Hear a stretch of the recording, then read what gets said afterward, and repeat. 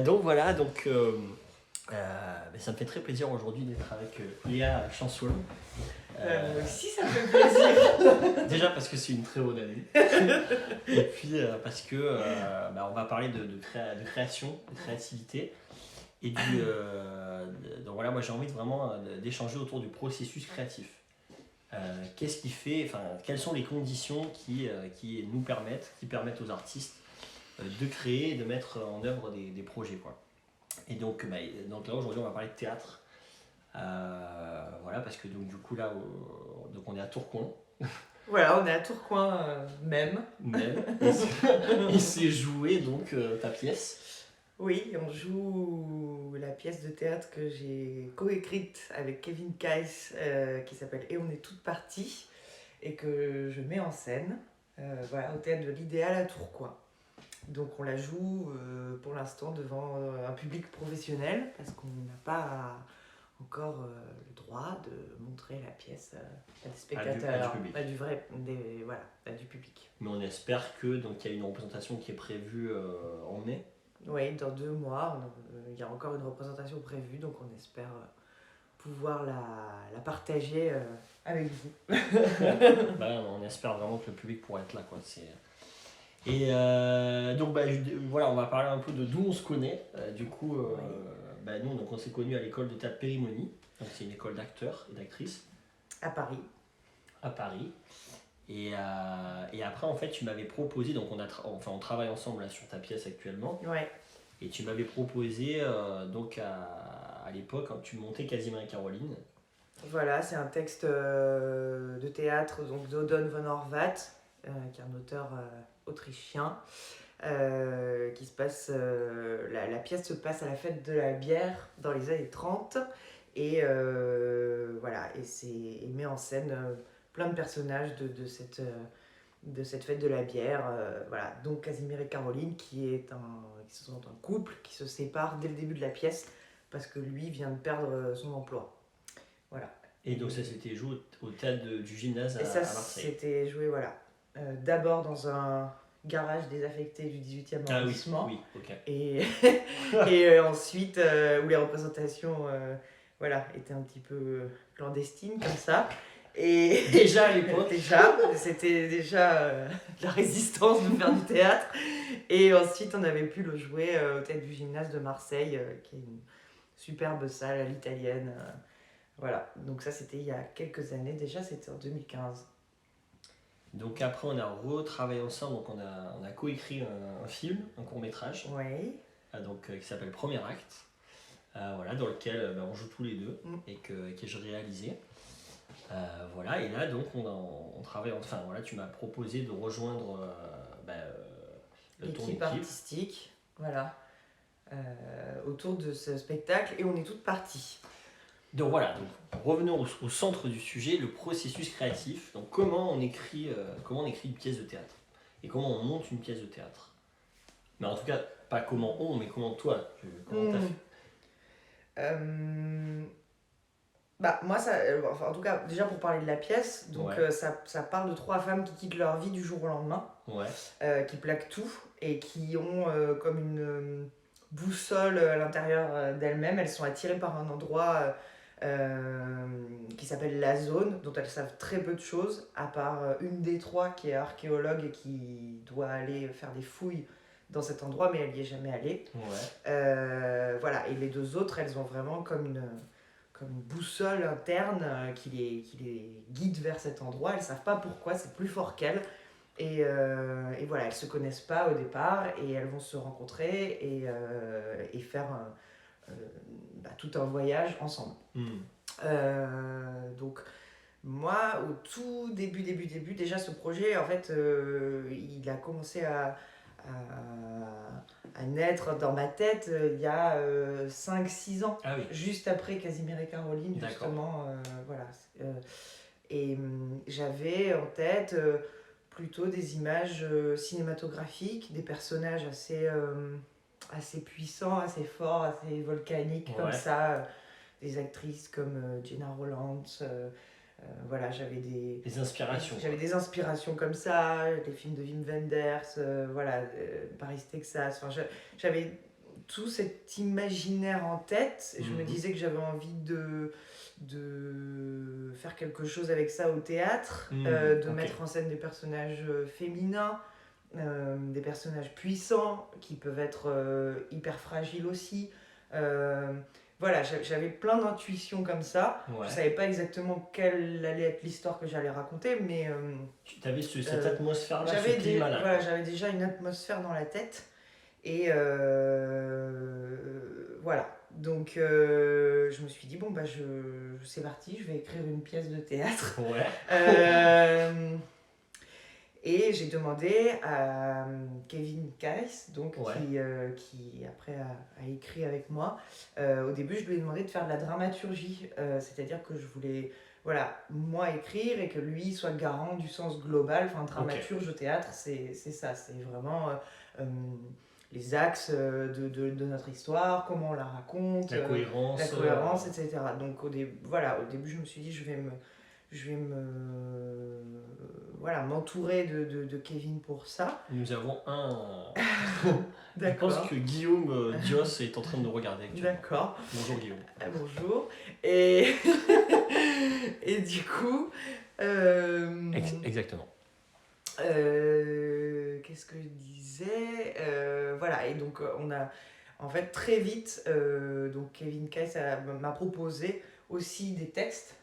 Moi, j'écrivais des parties et on s'est... À quatre mains. À quatre mains, c'est-à-dire qu'on se faisait des commandes d'écriture. Par exemple, lui, il me disait est-ce que tu peux m'écrire une scène dans laquelle il se passe ça, ça et ça, un moment de rupture dans la vie d'une femme, un moment de bascule, voilà. Est-ce que tu peux me proposer un texte ? Excellent. Et voilà, et moi...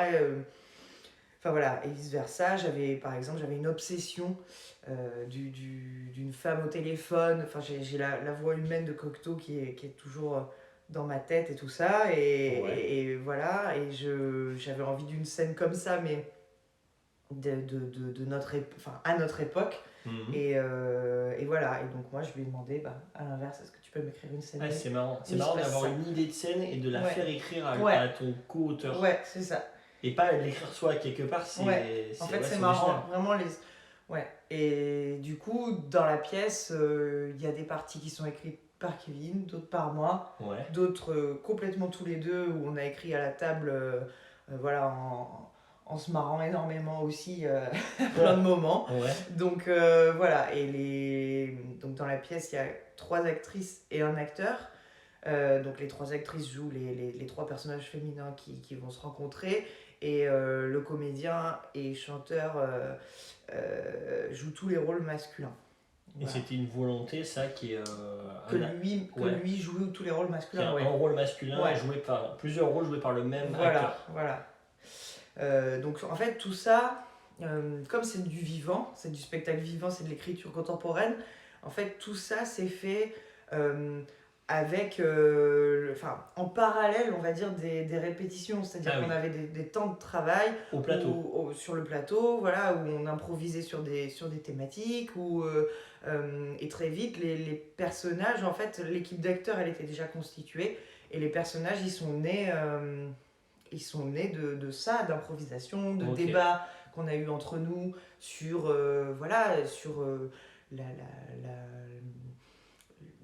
plein de questions, on va dire, de notre époque, sur le féminin, le masculin, voilà. Et puis, du coup, l'équipe d'acteurs est vraiment impliquée aussi dans le processus créatif. Et du coup, participe d'une certaine façon à l'écriture. Même si tout ce qui est écrit est inventé, on n'a pas retranscrit mot à mot des impros.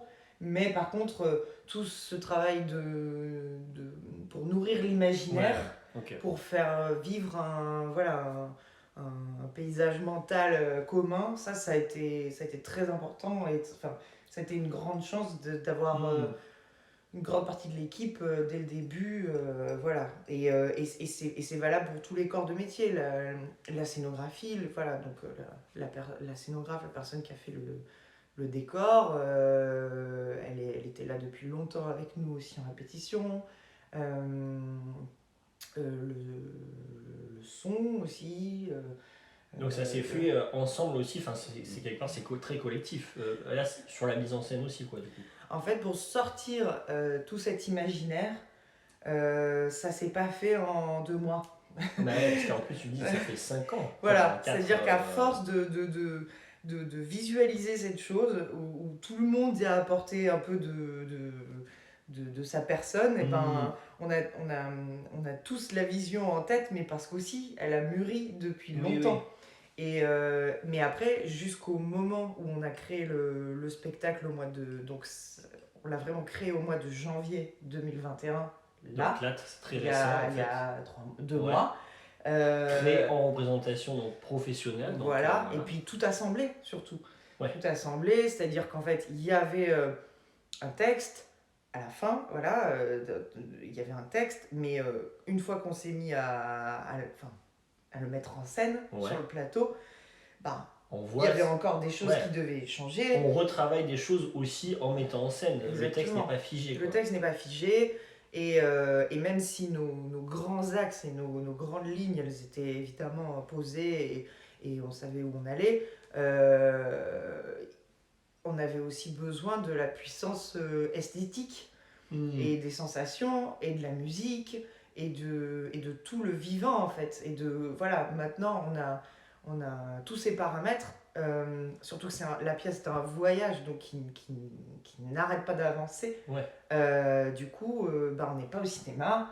Comment on fait on n'a pas les moyens du cinéma. Comment on utilise le théâtre et les codes théâtraux pour rendre compte d'un périple, d'une épopée, de quelque chose d'épique qui se met en place. Parce qu'elle traverse des paysages incroyables comme un désert, une forêt. Voilà, elles traversent énormément de paysages qui sont à la fois concrets et aussi des paysages, c'est aussi un paysage mental, cette zone pour elles.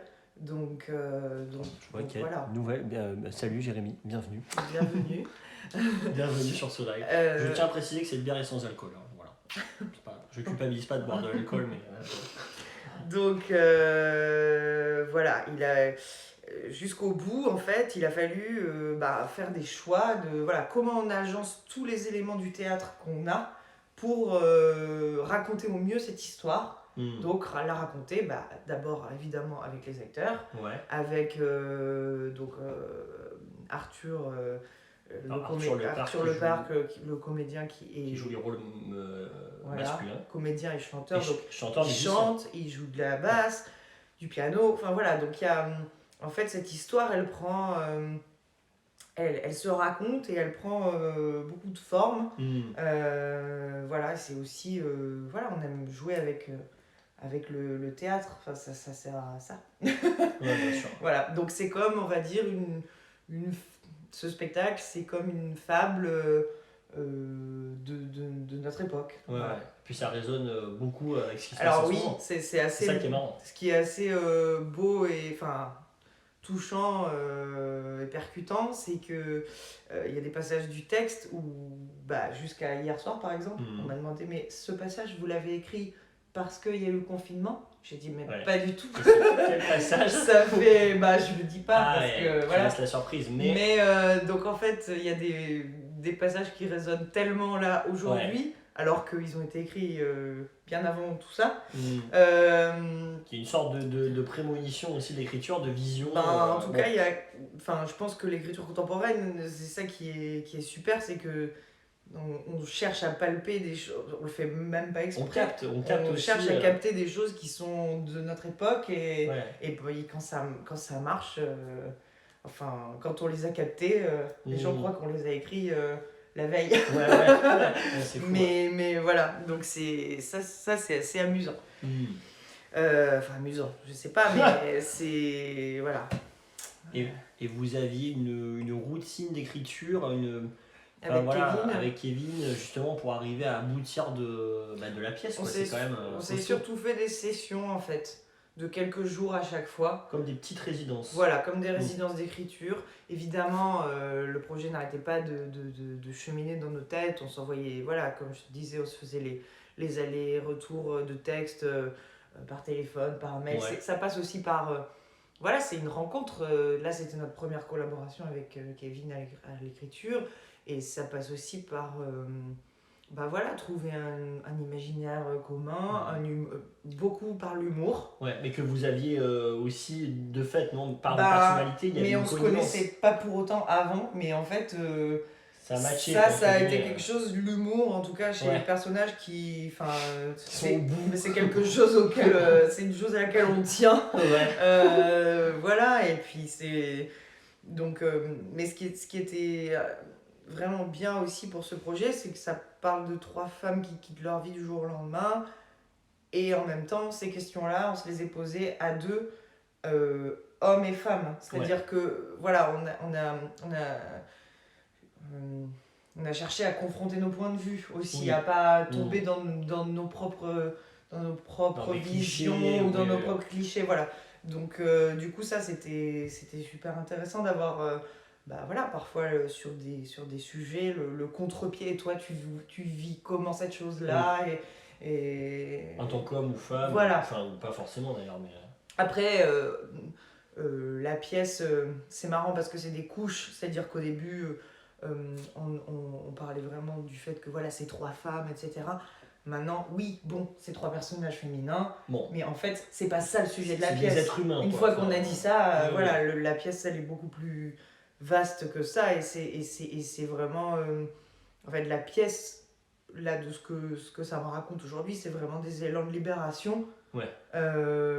Qui pourrait être masculin. Que ce soit homme ou femme, enfin, voilà. Et d'ailleurs, les personnages... un des personnages masculins se libère aussi... de certains carcans. Donc c'est plus des élans de libération que ça raconte, et des envies d'ailleurs, voilà. On n'a pas voulu faire comment dire, le message politique, il n'est pas militant. Il est pas affiché au premier plan. C'est-à-dire que oui, chacun va y voir du politique s'il veut, mais c'est d'abord l'histoire en fait. On martèle pas un message. Non, c'est d'abord l'histoire. D'abord raconter une histoire. C'est d'abord les personnages qu'on a envie de suivre qui sont importants, et pourquoi on a envie de les suivre. Parce qu'ils sont multiples, parce qu'ils sont touchants, parce qu'ils sont contradictoires, parce qu'ils sont humains. Voilà. Ouais. Donc voilà, c'est vraiment ça qu'on a cherché ensemble. Et aussi, pour la mise en scène, ça c'était vraiment une envie que le spectateur, en voyant ce spectacle, se dise... C'est marrant, j'ai l'impression d'avoir traversé des mondes différents, d'avoir traversé des mondes, voilà, des époques aussi différentes, que le théâtre me fasse voyager, voilà, au-delà de juste un seul contexte. Voilà, en fait, à un moment dans la pièce, le théâtre prend le dessus. Voilà. Et puis, en fait, vous avez créé une espèce de... C'est une sorte de dystopie, en fait. Parce que vous partez, c'est pas exactement notre monde actuel, c'est une sorte de futur un peu fantasmé ou de présent différents possibles, ou dans lequel il n'y a plus d'arbres vivants. Oui. Enfin, au départ, quoi. Mais ça, on le sait beaucoup plus tard. Il y a trop d'infos. Mais en tout cas, on a des personnages qui sont coupés de quelque chose, ça c'est sûr. Ouais. Mais qui se reconnectent à une espèce de... À une espèce de vivant, d'animalité, en fait, chez ces personnages, c'est comme si tout se remettait en vie au fur et à mesure de la pièce. Donc, de par le voyage qu'ils font, et aussi par les rencontres. C'est-à-dire que c'est ces 3 femmes-là, qui ne se connaissent pas au début, une fois qu'elles sont toutes les 3, ça leur donne une plus grande force encore. Et voilà, et à tel point qu'on peut se dire Non, pas de spoil, pas de souci. C'est presque la... Ça pourrait être la même, ça pourrait être... Ou ça pourrait être une avec ses amis imaginaires. Enfin, voilà. Oui, parce qu'elle s'appelle Jane, Jenny et Jenna. Voilà, mais après ça c'est vraiment de la... C'est de la... Oui, de la fantaisie de ma part de me dire ça, ça m'amuse en regardant le spectacle parce qu'il y a des similitudes, mais en même temps les trois actrices, donc Camille Clarisse, Juliette Savary et Magdalena Malinac sont toutes les trois absolument formidables. Fabuleuses. Et Arthur Lepard. Et Arthur Lepard qu'on a cité juste avant. En fait, ces trois féminités-là se complètent bien et elles appartiennent pas à des clichés. Et en même temps, elles sont toutes les trois hyper différentes. Et le trio ça marche hyper bien. Mais ça, je pense que ce qui joue aussi, en tout cas, ce qui a été bénéfique, c'est le fait... Les actrices. Oui, et c'est que aussi, ça fait longtemps qu'elles sont sur ce, donc elles se connaissent projet. très bien. Elles se connaissent, comment dire, ça... voilà, ça... La mayonnaise prend. Le nom de la pièce, Guillaume, donc c'est... Et on est toutes parties. Et donc, on espère qu'il y aura une représentation ouverte au public en mai. Oui, le 18 mai, et il nous reste une représentation pour cette saison qui était programmée. Donc, c'est le 18 mai à Saint-Quentin. En Yvelines ? Non. Justement pas. Justement. Alors, surtout, ne faites pas l'erreur. Donc, c'est à Saint-Quentin, dans l'Aisne, d'accord. 02. Donc, le 18 mai à Saint-Quentin, dans l'Aisne. Et voilà, on espère que ça pourra se maintenir. Et évidemment, là, le but aussi de ces représentations professionnelles, c'est de vendre le spectacle et qu'il soit joué la saison prochaine dans des théâtres. Quoi. Oui. C'est... Oui, après, voilà, donc tu voulais parler du processus créatif et comment... Donc là, on parle évidemment d'abord du fond du sujet parce que c'est le plus important. Mais on s'est dit aussi que mettre en œuvre, en scène, un projet, c'est pareil dans le cinéma, pour tout projet artistique, ça prend du temps. Et ce qui prend du temps, c'est de le produire, de trouver des partenaires financiers. Mais pas que, des soutiens à la résidence, donc tout ça prend du temps. C'est un travail que tu fais notamment avec... avec Clémence Martins à l'administration. Mais c'est-à-dire que faut pouvoir être des deux côtés. Oui, donc t'as la casquette aussi, productrice ou recherche de en tout cas, quand c'est son propre projet, on fait tout. Voilà. Et ça, ça représente une grosse partie du travail du coup aussi. De ma vie. De ta vie. Une grande partie de ma vie. Et comment on fait d'ailleurs cette partie-là donc c'est... ça passe par rencontrer des gens, envoyer des mails. Faire des dossiers aussi. Faire des dossiers de subvention vers... toute la partie cachée, toute la... Il faut vendre en fait ton projet, ton spectacle, avant qu'il soit créé. Alors, oui, il faut en tout cas, avant qu'il soit créé, il faut avoir des dates pour le jouer. Il faut trouver des dates pour le jouer, bien sûr. Donc ça passe par, quand le spectacle n'est pas encore créé, ça passe par montrer des étapes de travail, montrer des lectures, envoyer le texte, faire des rendez-vous avec les gens, en parler. Nous, ce qui a été pour ce spectacle, le moment clé, on a fait énormément de lectures, des lectures un peu mises en jeu, mises en scène. L'événement vraiment clé, ça a été une succession, et puis à un moment on a fait une lecture complète du texte au Théâtre des Halles à Avignon. Donc c'était il y a 3 ans. Pendant le festival Pendant le festival d'Avignon, et là étaient présents les gens qui derrière ont soutenu le projet, et voilà, les personnes qui devaient être là étaient là ce jour-là. Voilà, et donc c'est elles qui ont donné le premier coup je sais pas comment dire, la première impulsion. Le fait que ça se fasse, en fait. Le fait que, allez, on y va, on est avec toi, on y croit. On finance. Donc on te donne des dates, on finance et on te programme en fait. On te programme. Et ça a été donc le premier programmateur Pascal Reverte, de la Mannequin, donc, qui est un théâtre à Pont-Sainte-Maxence. Et c'est là où on a, donc, on a fait les premières. D'accord. Voilà. Ensuite, il y a eu la Maison du Théâtre d'Amiens, la Comédie de Béthune, le Théâtre du Nord et le Théâtre de Saint-Quentin. Ok. Voilà. Donc tous ces théâtres-là sont dans le Nord, dans les Hauts-de-France. C'est marrant, il est parti dans le Nord. Et la compagnie, du coup, est dans les Hauts-de-France aussi. Notre secrétaire habite dans l'Aisne. Donc tu as créé une compagnie? Oui, la compagnie, ça fait longtemps qu'elle est créée. Ça s'appelle la compagnie? La compagnie Quemas. Quemas. Ça veut dire quoi de plus en espagnol? Quemas. Quemas. Et voilà. Donc en fait, tout ce... Ça veut aussi dire tu brûles. Ah oui, pas mal. Mais voilà, pas mal. Faut parler espagnol, vraiment très couramment. C'est vrai. Quemas. Voilà. Donc voilà.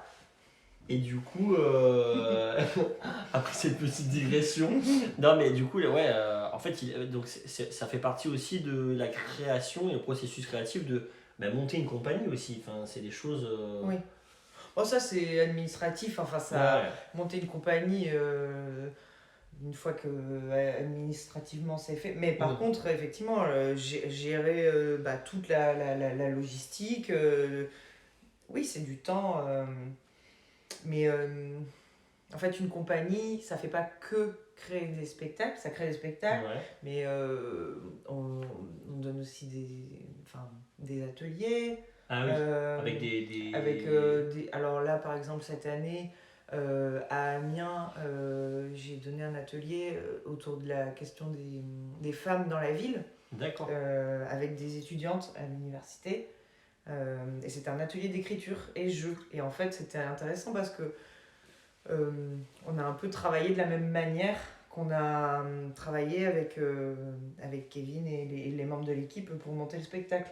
C'est-à-dire que parfois on se faisait des sessions d'écriture, puis en fait on se faisait 1 heure d'impro derrière, et puis on retravaillait le texte. Voilà. Donc des va-et-vient entre le plateau et l'écriture pure, quoi. Donc il y a eu cet atelier-là cette année en février. Il y en a eu un autre en février aussi au Théâtre de l'Idéal à Tourcoing, là où on est en ce moment, avec des adolescents. Le thème était assez libre, c'était autour de « Et on est toutes parties ». Et on a travaillé sur un texte de Kevin Kais qui s'appelle Love Me Tender et qui parle d'un jeune qui s'appelle Martin qui se fait virer du collège et voilà, qui est un peu la risée de tout le monde dans sa famille, voilà, et de sa solitude et du coup c'est des personnages qui ont à peu près l'âge des participants, donc ça leur parler, ça leur a bien plu. Jouer les membres de la famille, jouer les membres du collège, le proviseur, les profs et tout ça, donc ça leur a... Ouais, c'était super. Donc voilà, une compagnie, c'est aussi... évidemment, c'est d'abord monter des spectacles, mais c'est aussi être actif autour de ça, sur le territoire sur lequel elle intervient. Ok. Voilà. Et ça crée aussi des ça liens. Crée des liens. Ça crée des liens. Là, ce qui était hyper dommage, c'est que évidemment, tous les ados, ils avaient envie de venir voir... Et on est toutes parties, du coup, parce qu'en travaillant 1 semaine avec eux, ça leur a donné envie. Ah bah oui. Puis là, ils peuvent pas, là, parce que voilà, donc voilà. Merci Guillaume. Bon non, sinon, mais justement, qu'est-ce qui te donne la force de créer? C'est une grande question, hein, c'est un peu une question qui peut faire peur, mais c'est quoi ton moteur? C'est-à-dire qu'en fait, si j'ai pas ça, la vie n'a pas de sens. Ouais, mais c'est vital en fait. Mais bien sûr, c'est d'avoir des objectifs artistiques, c'est ce qui... Enfin, c'est cliché ce que je veux dire, mais c'est ce qui me donne envie de me lever le matin. Enfin, voilà. Ouais, mais c'est important. En fait, je pense que voilà, je me verrais pas faire autre chose. T'es nourri par ce que tu fais. Et ça a du sens pour toi. En fait, enfin, je regardais une émission sur le désir la dernière fois, des auteurs interviewés à la grande librairie sur le désir. Et voilà, ils parlaient vraiment de cet élan qui fait que tu te lèves le matin et que t'as pas forcément atteint ton but, mais en tout cas tu le poursuis. T'es en processus. T'es en chemin. Oh là là, ça résonne. Non mais en fait, vraiment, ça résonne. C'est ça qui nous met en marche, en fait, en mouvement. En mouvement. Voilà. Donc voilà, et après les thèmes abordés dans la pièce, ils sont là. Oui, c'est des obsessions. On avait envie de raconter cette histoire-là, cette histoire est venue, elle se manifeste comme ça. Et puis les choses se font finalement assez intuitivement aussi. Pourquoi Kevin Case que tu ne connaissais pas, comme tu en as entendu parler? C'est la vie après ça, c'est les rencontres. C'est les échanges. C'est les obsessions peut-être que chacun a. Et puis en fait il se trouve que à deux on a raconté cette histoire et que en fait on l'aime cette histoire, on aime ce spectacle, on aime la raconter. Et ce qui est hyper beau aussi, c'est qu'après le spectacle il parle tout seul, il a sa propre vie. Ah d'accord, en fait. Il devient autonome. Bah oui, il est autonome. Donc après on le regarde et on fait comme si on était dépossédé, et il nous raconte quelque chose. Et comme je vais faire un parallèle un peu, mais comme un enfant quoi. On crée quelque chose et il devient autonome. Voilà. Alors que je pense qu'il y a beaucoup de parents qui disent c'est mon enfant, mon fils, ma fille, c'est à moi. Et à un moment donné, l'enfant il se ça on verra dans quelques. On verra. On va bientôt voir ça. Pourquoi Parce qu'on voit pas là. On voit pas. Ah voilà. Pourquoi? Parce que tu es donc tu attends. Voilà. Et c'est fou quand même que la première date de la pièce ait été jouée au moment où tu attends. Là c'est imminent là. Tu attends le divin. Voilà. Bon super. Non mais ça me fait vraiment plaisir parce que non mais c'est vrai parce que moi si j'ai envie si je fais ces lives aussi c'est pour qu'on se donne envie ensemble aussi de créer des choses. Et de voir que c'est possible de créer des choses, mais ça peut être très, très varié quand je dis créer des choses, des spectacles, des films, de la peinture, de la danse, plein de choses. Et que c'est possible en fait. Et même en ce moment, la période n'aide pas, mais en fait, ton spectacle se joue en fait. Oui. Il existe. Il se joue. Et c'est que le début. Et voilà, et on lui souhaite... d'être vu par toutes les personnes qui ont besoin et envie de le voir. Et elles viendront à lui. Voilà, exactement. Ok, je sais pas, Guillaume, tu as une question, notre auditeur private. Et je sais pas si tu es là, peut-être pas. Peut-être qu'il est parti faire un spectacle. Peut-être qu'il est parti faire un spectacle. Non mais en plus il a dit qu'il regarderait le live plus tard, mais il a dû rester connecté. Bon écoutez, merci à tous. Et pour les gens qui regardent ce live en replay, c'était un plaisir et il y en aura d'autres avec d'autres artistes. Et pas forcément que artistes, artisans, je sais pas. Peut-être que voilà. En tout cas, merci. Merci Romain de m'accompagner aussi depuis autant de temps. Franchement, c'est un plaisir de collaborer sur tes spectacles. Et dernier mot, c'est vrai que c'est de la coécriture, parce qu'on et nous aussi on a coécrit. On a coécrit un film et c'est vrai que moi, plus ça va, plus je me rends compte que la coécriture, c'est vraiment une super façon de créer parce qu'on est dans l'échange on n'est pas tout seul face à son problème. Ouais, et ça peut être dur parce que parfois on peut un peu se figer quand on est seul et puis après ça dépend vraiment des fonctionnements. Ça dépend des gens, hein, mais moi je sais que j'ai l'impression que je pense que j'ai besoin d'avoir un échange avec quelqu'un. Et parce que je suis culpabilisé beaucoup ici en me disant putain mais t'es pas capable d'écrire seul et tout, enfin tu vois je m'auto-flagellais un peu. Et j'ai écouté une interview de Iñárritu, le réalisateur que j'adore, qui a réalisé Birdman et plein d'autres films, Amor es Perros et tout ça. Et lui, il dit qu'il a besoin de coécrire, quoi. Qu'il a besoin de confronter, chacun d'échanger. De faire. Donc voilà. Bon, voilà, c'est bon. Le petit mot de la fin. Le petit mot de la fin. Autre chose à dire sinon, Léa, avant de nous quitter? Autre chose à dire, bah non, mais j'ai hâte de rencontrer les gens en vrai autour de tout ça, autour de ce spectacle. Bah super. Voilà. Et donc si vous voulez suivre donc, les prochaines dates, c'est sur le site. En tout cas, le site est en construction. En maniement, voilà. Les gens peuvent te suivre sur... Léa Chansolme, c'est mon nom. Et le nom de la compagnie Quemas. Q-U-E-M-A-S. Et le spectacle, et on est toutes parties. Voilà. IES. Voilà. Merci à tous et à toutes. Et bonne soirée. C'était un plaisir. Merci. Au revoir.